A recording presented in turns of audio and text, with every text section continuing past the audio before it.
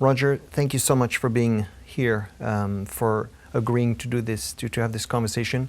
I thought it would be wonderful to have a meeting with you before you leave your office, and really before you leave us, because I think a lot of us were very fond of you and the energy that you have brought to the college. I was lucky enough to meet you only 5 years ago, but I can only imagine that for all those people who have worked with you for 17 years, right? Yep.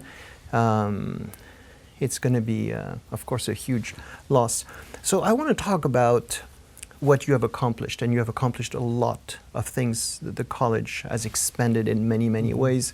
One thing that I wanted to ask you, how do you know when it is time to go? Because you know, when you paint, you could always add a little something. When you do an improv, you could always add something. How did you know it was time to go? Well, I think you don't, ultimately. I figured when I took the job, I might be in it for 10 years maximum. I sort of had a 5-year horizon. I thought every year I added a year to it. But I got to the 10-year mark and I loved it. And I felt like there was so much we were doing that was important. I felt like I was a good fit for this place culturally. So I just kept going.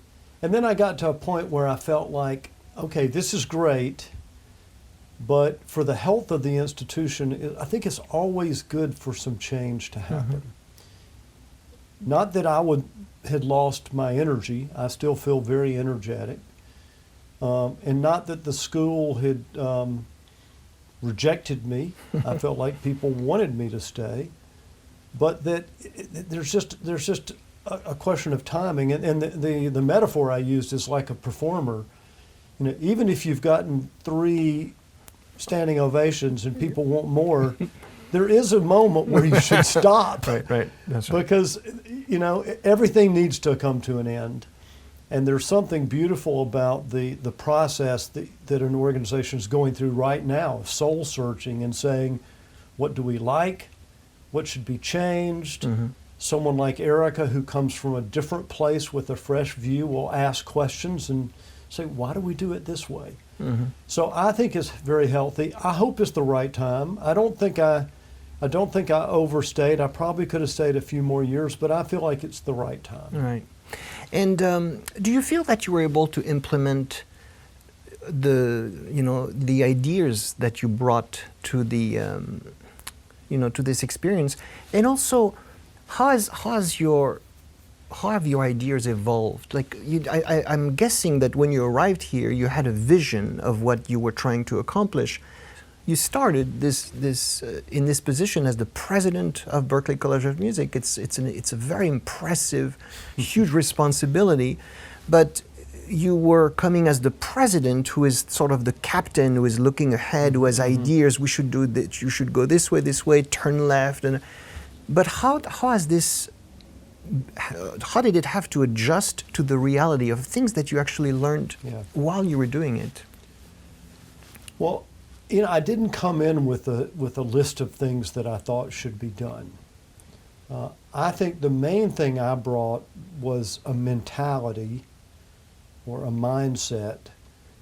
And you'll understand this because you studied at Berklee, but you also studied at more traditional places. I think Berklee, when I got here, was a truly amazing place. And what the place had achieved, despite all the odds, was amazing. But I don't think Berklee had self-confidence as an institution. I think we were worried that we didn't really belong, that we weren't as good as we wanted to be, that we weren't a legitimate institution. I think for so long we had been the renegade, who kind of came out of nowhere and started teaching this new music, jazz, that a lot of people didn't respect. So I think we had a little bit of an inferiority complex. So I think one of my main goals was to say, no, we were way ahead of everyone else in teaching jazz. Now everyone teaches jazz. Every conservatory in the world teaches jazz. We were the first ones to figure that out. Many of them use our techniques to teach jazz. Right. And look at the track record of people who've gone here It's That's an right. amazing thing. Honestly, I think that was the gestalt that I was striving to bring, and I felt like as an outsider, I can say this. Many people think that for Lee, growing up in the family with Berklee as sort of the part of the family and named after him, it was harder. I think I could come see it objectively and say, this is an amazing place. I thought you might say that because you were the third president, but you were the first president who was actually not connected to the founders, Yeah. right? So on the one hand, you know, a huge responsibility because you're kind of the new, in a way, you're the first president. Right, Yeah, that's right. But also a lot of freedom, I would imagine, as you just said, would come with that. Like you're supposed to do your own thing. Yeah, I felt very responsible to Lee and the Burke family to honor what they had done because I truly believe it's extraordinary. You know, most colleges were, especially music schools and conservatories, most were created by some large gift from some big industrialist, especially in the U.S., because they believed that we needed culture. And culture was exemplified by a great classical conservatory. We never had that. This place was bootstrapped. It was built kind of stone by stone. So I do feel like I had freedom. And also, I was much younger then. And when you're younger, you have more confidence in your own ideas, even when you don't know so much. So, Yeah. in a way, I think I arrived at just the right time. I was brimming with self-confidence. I had confidence in Berklee. I felt like there was so much we could do. And so all the specific things we've done, most of them were responses to opportunities or observations about things that might be better, but they emanated from that idea of let's take our rightful place as one of the great educational institutions on the planet. Yeah.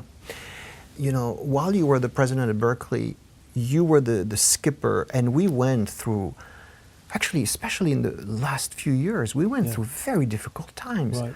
Of obviously the COVID, the lockdown, results of certain elections, presidential elections that were difficult maybe for the community over the years. The Boston Marathon bombing, like you went through a lot of super difficult times. It seems. How did you manage to stay, you know, centered and to sort of know what to do? Yeah. Well, that I think is one of the biggest challenges of leadership is that as much as you see yourself as an individual, the world sees you as a symbol of an institution. So when challenging things happen or the institution's in trouble, people look to you for confidence, moral authority, you know, outrage if outrage is justified, sympathy or compassion. So all those things, you learn that in some ways you embody for the institution all those things, which is a big responsibility. And I think it's gotten more challenging in the era of social media. I think you can almost divide the experience of being a college president into life before Instagram and life after Instagram. Because that also has been accompanied by some very powerful social movements, which are long overdue. But I do think the job of the college president becomes more difficult because people look to you as either the embodiment of all the faults of the organization or all the wonderful things about the organization. So I think you do have to have a moral center. You do have to have a certain amount of self-confidence, but also the humility to say, wow, maybe we need to listen to this. There are some, like one revelation to me that I had not fully understood is that Berklee attracts a lot of students who don't have enough money to come here. But because their idols have come here and been successful and won Grammys, they and their families think, okay, we don't know how we're going to afford this, but you've got to go. Yeah. And so we have a lot of students who come here and we can't give them enough money and they borrow too much money. So after 2008, it was kind of a revelation about how much money some of our students were borrowing. I'd really not understood that for the first 4 years of my presidency. So that shifted my mindset to, A, we got to make it more affordable, B, we've got to coach people that if they can't afford it, there are other options like Berklee Online, like community colleges, like our international partner schools in other countries. So you do, you have a philosophy, and then reality intervenes, and you have to apply that philosophy to what you're learning and discovering as it unfolds. Again, part of the lack of self-confidence of Berklee led us. We had a relatively low tuition, but we gave almost no financial support. So that's good for affluent families because they get a cheaper tuition, but it's really not good for poor families because even at a tuition that's lower than most, it's still way more than they can afford. So that I think probably the number one concrete achievement is the radical increase of financial aid and scholarship support for people, and not just the cream of the crop. I mean, Berklee's strategy was always to give full scholarships to some amazing musicians. But I think what we're doing now is we're saying anyone who gets admitted deserves to be here. Let's see if we can't help them be here. Yeah, and I think it's really something that is striking about Berklee. It's trying to read between the lines and trying to see the talent, the potential of a student, and believing that they will find their way, and you should bring them in because this is the right place. Right.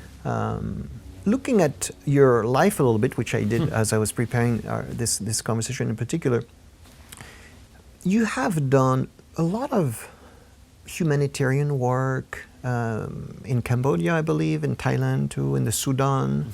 You worked in Kenya when you were a young man. I really want to talk to you about this because in the U.S., we like to think that work will get you anywhere, you're done, everything. But in the French culture, we tend to think that your life is punctuated by very important meetings, that you meet this one person, and then, I don't know, 10 years later, if you're lucky enough, you meet another person who will change your life. And it seems to me, when you went to Kenya, you went to teach math, and you were 21, 22, you were a young man. 21. Yeah. And you developed this really strong bond with the headmaster. Yeah. Can you talk a little bit about this? That's a very interesting topic because other than my own father and mother, I really never had that many role models in the U.S. I was a pretty self-critical person, but I was also critical of other people and judgmental. So I didn't have that many kind of American mentors. For some reason, I found at every single one of these international experiences, I found a mentor who influenced me so much. And in Kenya, it was Francis Lutomia, who was the headmaster of my school, who was an absolutely brilliant person, but funny and interesting and had high emotional intelligence. And he took me under his wing and treated me almost like a son. He was probably not that much older than me, but he felt older. He had 7 children at the time, and he was much further along in his life. And he was so important to me. And I think what he taught me was just the power of how you get things done. Because in Kenya, we were trying to build a new dormitory, and you couldn't get cement. Cement was rationed. But he always found a way to get cement. And I just watched him. He didn't let anything stand in his way, and he used a combination of charm and persistence and relationships, and he would make things happen, and he had a great sense of humor. I've been really fortunate to have these mentors, both in Kenya, Cambodia, and Sudan. There's another 2 men in Sudan who played a similar role for me. And I'm not finding it surprising. I'm just wondering if you find it surprising that you were able to manage these two forces, the people person that you are, really wanting to help people. I think you really believe that we're all brothers and sisters, not from a religious perspective, but I think you just see the world as, you have tried to expand the Berklee presence worldwide. I don't find it surprising. I wonder if you find it surprising that you were able to sort of, keep both forces, this sort of moral compass, this interest in people, and and also getting things done and Yeah, it's interesting. I feel like, we always try to understand ourselves, and maybe that's the Yes. hardest thing to understand is, who are you? How did you get that way? Why do you do what you do? I think in many ways the thing that forged me was growing up in rural Georgia during the American Civil Rights Movement, where you're surrounded by segregated society, extreme wealth and poverty coexisting in the same place, just rampant oppression and racism. And so, as a young person, I saw that, and I had this epiphany. Fortunately, when I was pretty young, that this is wrong. And the epiphany really came through music. One of the reasons I think I love music so much is I think music was what gave me the insight that there was something wrong in this world that I grew up in. And it made me want to do something about it. I wasn't sure what to do. And I think much of my life has been saying, okay, let me go to Africa and be a white person in a black society and experience that. Mm-hmm. And at the same time, let me be a school teacher and try to help some of these young people learn.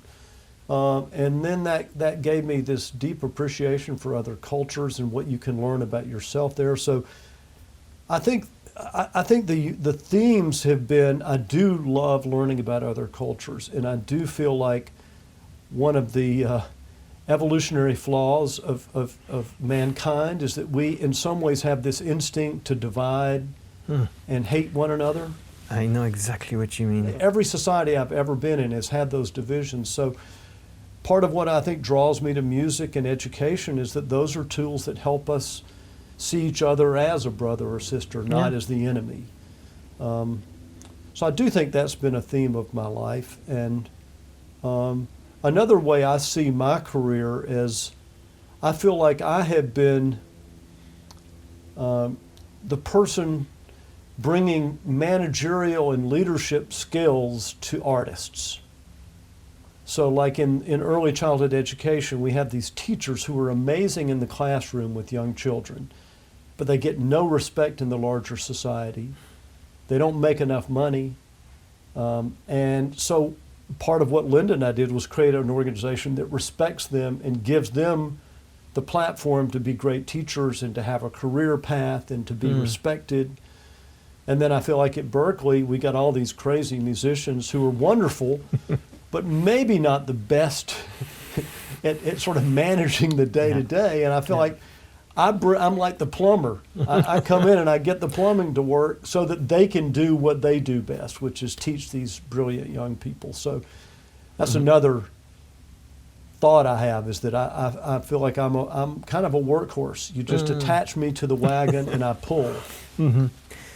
So would you say you're pragmatic? You can see what needs to be done. This is sort of an instinct or a talent that you have. You tend to see this. What you're trying to accomplish. This, I can with ease see what needs to happen. This is something you tend to. Yeah, have? but one of my self-criticisms is sometimes I think that can get in the way, because I see everything through that pragmatic lens. Like, okay, here's an idea. Can we raise money for it? Can it generate resources? Will it work? Will people want to do it? I immediately think that way, even without trying. Right. But I do think part of what I admire about artists is when they don't have any of. I was just talking to some people about Esperanza Spalding. She is not in any way impeded by what's practical or pragmatic.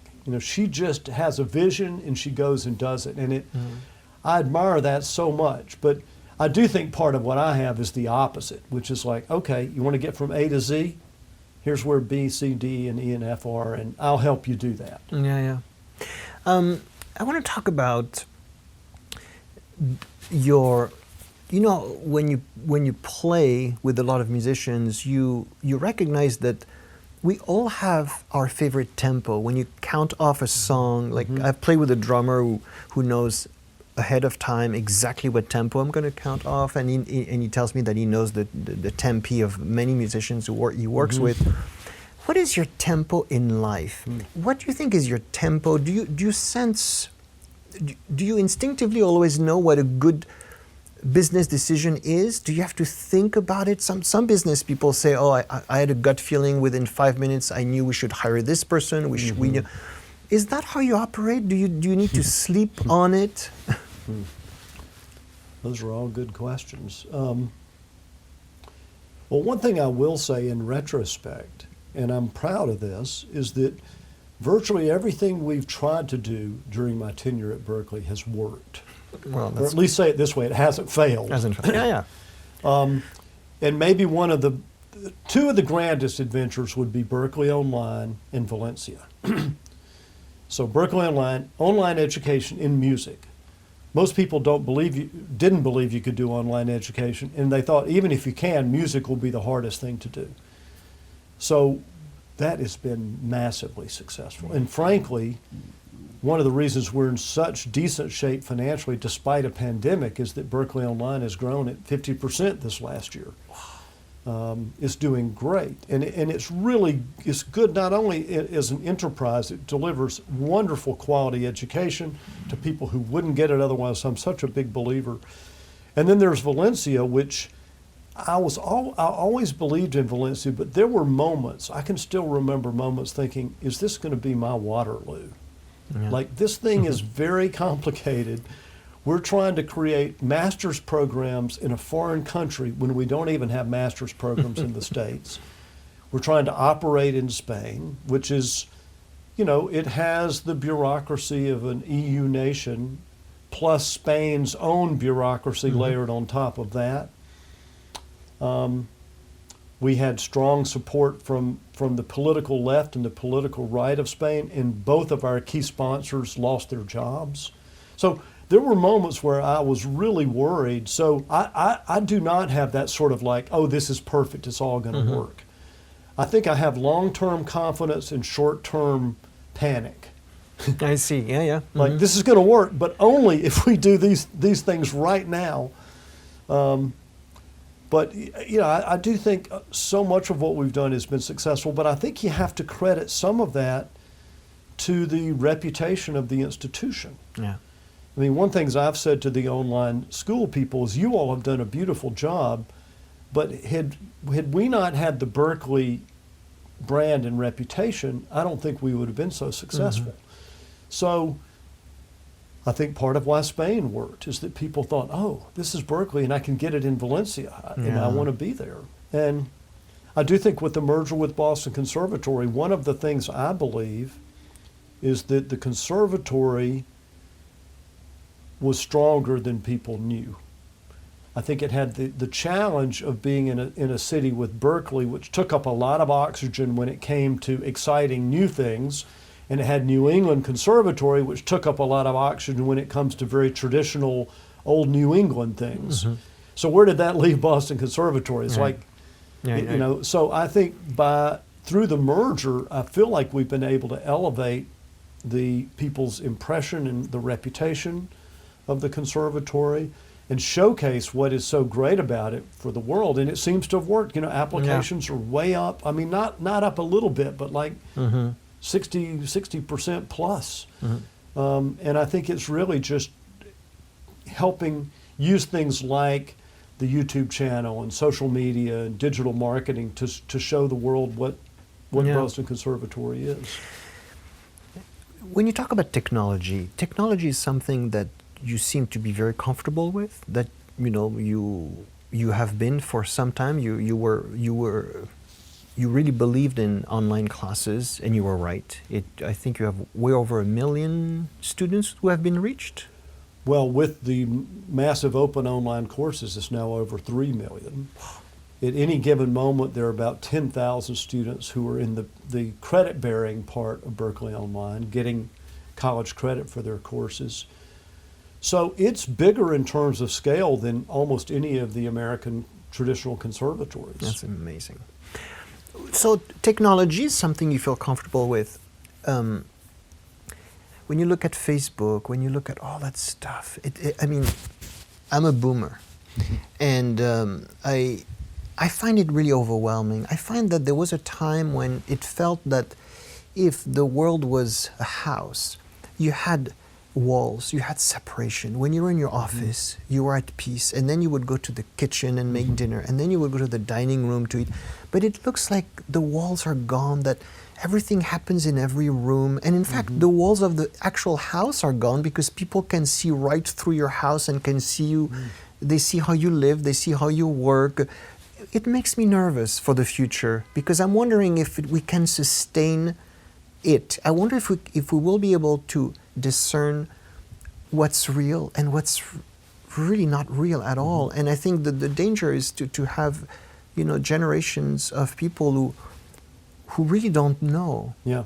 Does it worry you as someone who really does embrace technology, who feels comfortable about it? To your question of how social media in particular, and I think accompanying social media is a change in our sort of the contract we have with each other about what we expose and what we don't expose, what's private and what's not private. And then I think another thing that's happened is, I was trained as a physicist and a mathematician. When you're trying to understand gravity for 2 bodies or 3 bodies, it's complicated, but you can do it. But when you have 100 bodies all applying forces to each other, it creates a very complex and chaotic system. So when the news media was 3 television shows and a few newspapers, we had there was a complex system of how we shared information, but there were ground rules. That's right. And in a way, the gravitational force pulled us to the center. In this chaotic system we have now, the gravitational forces pull us to the extremes. So if you want people to notice you on social media, you have to be more outlandish, more outraged, more provocative than anyone else. So it creates kind of a competition for people to be really strident, to overshare information about their personal lives that may make them feel good at the moment they get a lot of likes, but then a few weeks later, they wish they could take that back. That's right. But so I agree with you. I think there is a real erosion in our understanding of what's true, and I can't remember, Mark Twain or somebody said, the truth can encircle the globe 4 or 5 times before. A falsehood can encircle the globe 4 or 5 times before the truth has had breakfast. That sounds like Mark Twain. The fact that you're leaving very soon makes me really want to ask you things about you, Roger Brown, the man, things that maybe we don't know about you. Do you have not a routine, but for example, do you meditate? Do you pray? Do you play tennis? Do you believe that having a spiritual dimension is important? Do you think having a physical dimension is important? Exercising or things like that. You see, I don't want to ask too many questions, but I'm kind of dying to know if you have a sort of a, I don't know if routine is the right word, but a practice. Yeah. I think the short answer is that I love to walk, hike, run, bike. I think my meditation is often walking in the woods. Yes. My oldest daughter, who is deeply spiritual, has kind of led me back to a more spiritual self. I was raised in a pretty religious household, very faithful churchgoers. Again, I think because of the civil rights movement and seeing the role of the Southern white church, at best not involved and at worst fighting against the civil rights of especially black Americans, I went through this period of really rejecting the church and thinking, like, what good is this entity if it talks about morality, but when it really matters is nowhere to be seen? Yeah. And that's harsh because a church is just a collection of the people who were in it.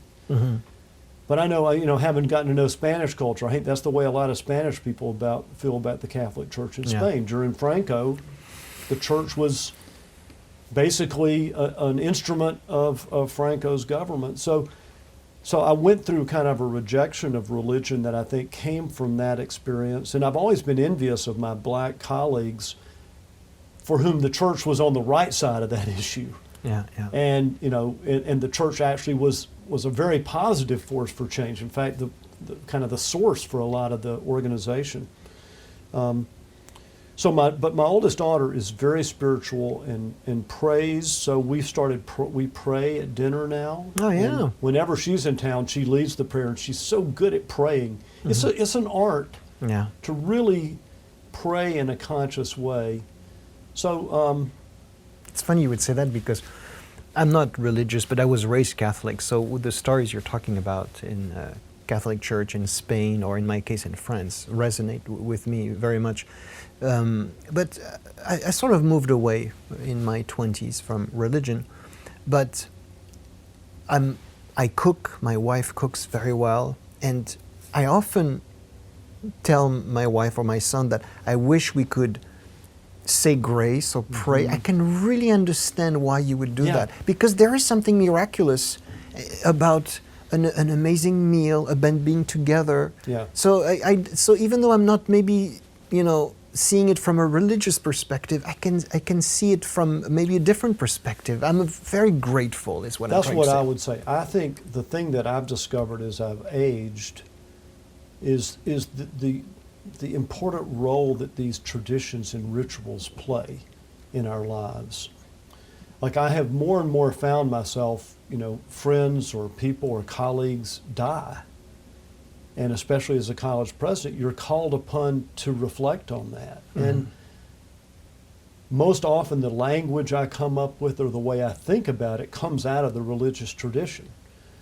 Not to say, well, the person's going to have eternal life, so don't worry about it, but more like, what does it mean that someone has been with us, they gave us great joy, and now they're no longer with us? So I have exactly the same feeling, and we've just given ourselves permission to start praying. Yeah. So we do it. Yeah. And we actually say grace at dinner. And I think you hit upon it. I think the fundamental thing that anyone who thinks about it for a second can't deny is that while life is a struggle and there's a lot of hardship, we're lucky to have a life. Oh, yeah. And that was not a given. It's That's a right. miracle. It really is. Anyone who's ever had a child knows that life is a miracle. You don't need burning bushes or parting the Red Sea to know that there are miracles in the world. Yeah, yeah. When you have a baby, you think, How is that even how is that possible? Yeah, possible? yeah. How is that possible? And you don't want to become complacent and forget that. So a daily meditation where you say, thank you, Yeah. God, or thank you, life, Yeah. for letting me be here and experience this beauty and be with people I love. Yeah. Oh, yes. And being alive, I try to convey that to my students. All the pleasures of life, seeing things, smelling things. The spring is coming. Yeah. Nature, flowers, animals. It's just music, painting. The arts. It's endless. I mean, the fact that we're here and we have access to all these things. Totally It's a great blessing. Yeah. And I do think we're living in an age where it's an age of radical discontent, much understandable, because there's a lot of horrible injustice in the world.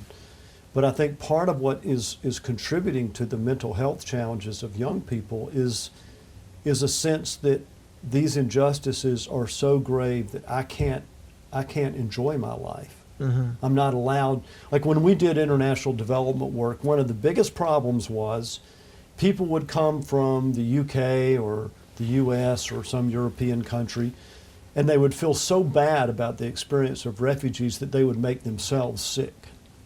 They wouldn't eat, or they wouldn't take care of themselves.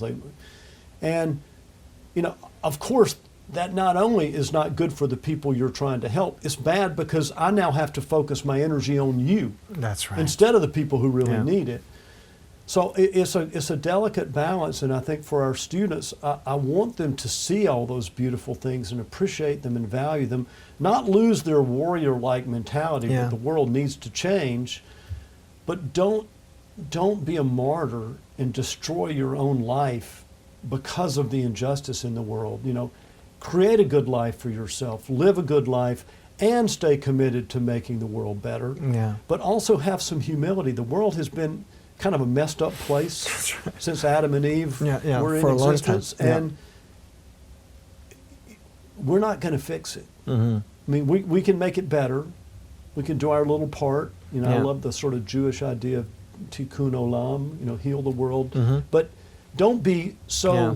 arrogant to think that you have the answer for how to fix it. But I think here you're also connecting to the technology thing. Is that, for example, news.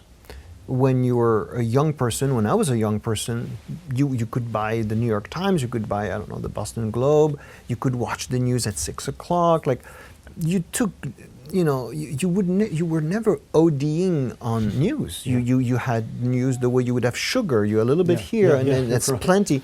Right. But nowadays, if you're not careful, you know, these channels that give you, and also of course Facebook and people sharing things. Yeah. So I think you're really making a good point about, especially students who feel perhaps this responsibility to be hyper aware of all these things. Right. But it's making life much more difficult. Well, and also, when we were young, our news was largely local or national. Mm-hmm. So we might know about some horrible thing that happened in our town or city, and maybe what happened in the larger country. But now we know about what's happening to 7 billion people. And it's a burden. Right. It's a, you know, your span of compassion is only so large. Right. So I do think people have to protect themselves. Mhm. You know, in the same way, you need skin to protect yourself from Yeah. infection and other things, and skin creates a boundary between you and the world. I think that's part of what we need to do with social media. And my fear is that young people are not even getting their news from the news. They're getting their news from someone who takes the news and turns it into a meme on Instagram. And it's often interesting. There's often a kernel of truth in it, but it's often very unnuanced and very, in some ways, probably less true than true. Right. From your experience, what advice would you give to young people in terms, not in terms of being successful, but in terms of managing, you know, all these forces in life? I'll just help you a little bit. There's something I show my students often. It's British philosopher Bertrand Russell. He's asked this question. He's asked, what advice would you give to future generations? And he's giving, one is intellectual and one is moral. And this is the late 50s. And the moral advice, the things he says is, love is wise, hatred is foolish.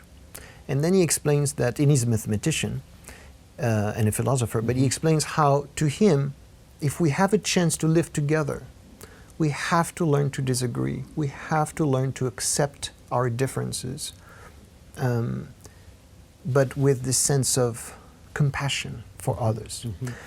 Which really makes me, not to flatter you, but really does make me think of you from what I've observed, you know, from what you have shared with us at the college in various speeches or what you have said today. I would imagine this kind of resonates with you a lot.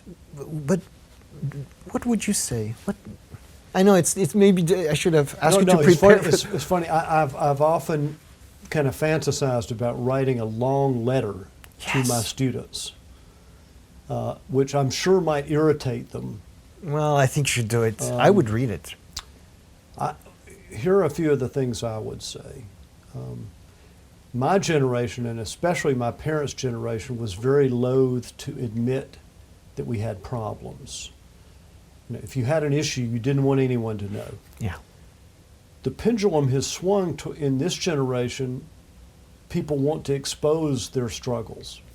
And that's healthy, except to the extent that it focuses you on your deficits as a person, your victimhood, the things that have held you back, the things that are not good in your life. So it's important to acknowledge those, but you want to acknowledge them mainly so that you can transcend them, not so that you get stuck with an identity of being a victim or being oppressed or being having a learning disability or whatever the issue might be. So I think there's a happy medium there, and I guess that would be my main piece of advice is sophrosine, balance. Finding the middle path where you can get enough sleep, eat healthy food, exercise. Yeah. You may think you're doing yourself a favor by working 20 hours a day, but you're not. You're slowly destroying your mental health, your capacity to create. So take care of yourself. Don't confuse a social media post with an action. Like if you really care about homeless people, don't just write about it on Instagram. Actually find a way to volunteer and help people. Put yourself in a position where you try to actually help, knowing that that's a complicated thing to do, but don't just talk about it, don't just speak about it, don't just be enraged by it. Do something. And to the extent you think that the world has dehumanized whole groups of people and oppressed them, then be morally consistent. Mm-hmm. Don't do that same thing. Don't condemn everyone who voted for Donald Trump as a nasty, awful racist. Take them as a human being and try to understand them and see who they are and where they come from. You may conclude that it's not someone you want to be friends with, but sometimes the stereotyping that we decry so much, we immediately apply to other people. Yeah. And we cancel people way too quickly. Oh, this cancel culture, I can't see anything positive about it. I just think it's I mean, it's good in the sense that we are shaming and outing some people who needed to be, because there's some truly evil people who have been canceled. They shouldn't be canceled. They should go to jail and be punished. And in a few cases that's happened. But I also think that what we've lost is a sense of degree, so that we have a hard time differentiating, an honest mistake, a hurtful thing that was done with good intent, from a truly evil person who systematically abuses people for decades. Right. Those two are not equivalent. That's right. Yeah. And there has to be a room for grace and redemption, because which one of us has never said something we regret or wish we could say differently, or even with good intention said something that someone else misconstrued and it hurt them. I think all of us, if we're honest, have moments like that. That's right. Last thing I would ask you, I have to ask you this, and I don't want to be indiscreet, but you spent, so you started a business, a very successful business in 1986. 18 years later, you started, you took this position as the president of the Berklee College of Music. 17 years later, not 18, but 17, you're leaving. I'm dying to know if you have an idea of what's coming up for the next 17 years or so. But if you can talk about it, I can't see you retiring. I would imagine there are other things you would like to do, but I'm definitely going to do something else.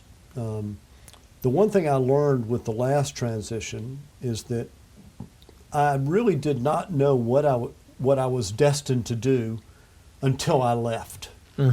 Yeah. I discovered the Berklee opportunity after I had extricated myself from Bright Horizons. And it's good, because had I felt too much pressure to leap into the next thing, this wouldn't have happened. So I think it's that period of kind of wandering, happy wandering, that leads you to your proper next step, your destiny. So I want to give myself permission. I'm going to go do some hiking. I'm going to do El Camino. I'm going to go to Machu Picchu. I have this desire to get out in nature and get away from email and social media. Yes. Clear my head and say, what do I really want to do? Maybe I'll conclude that I don't want to do anything, that I want to just take some courses or read some books. But knowing me, I think I really will want to do something else. And my instinct is that it will have something to do with what I've loved most about Berklee, which is helping young artists launch careers. And again, my skill set has always been to help, the plumbing for the artist. Yeah. So how can I help that artist with their marketing and with their distribution and with all the tools that they need to have a successful career and facilitate their artistry. So that's kind of what I'm thinking about. But Yeah. Roger, thank you so much. I'm very grateful that you've found the time. I know you have a very busy schedule, that you found the time to talk with me about all those things. Yeah. I really sense from my colleagues and students that you're going to be missed dearly.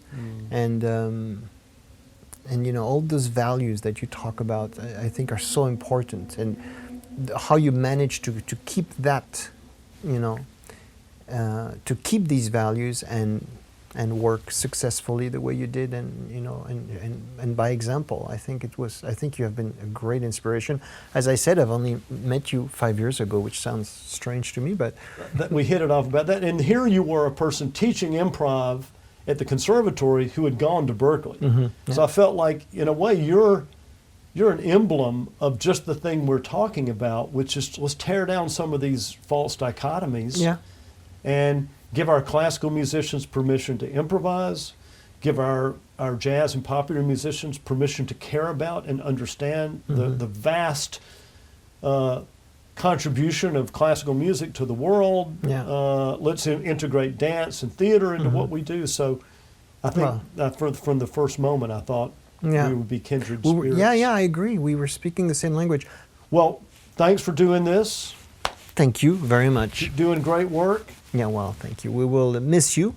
I hope you will stay in touch with us, and I think you should write that letter. I think it would be, yeah, I think it would be really interesting. I think the students would love it. They'll probably find something to not like about it, but I probably should do it. Yeah, but you know, I think it would be wonderful. Thank you so much. Okay, my pleasure. Roger. Pierre. Thank you. Good. Okay.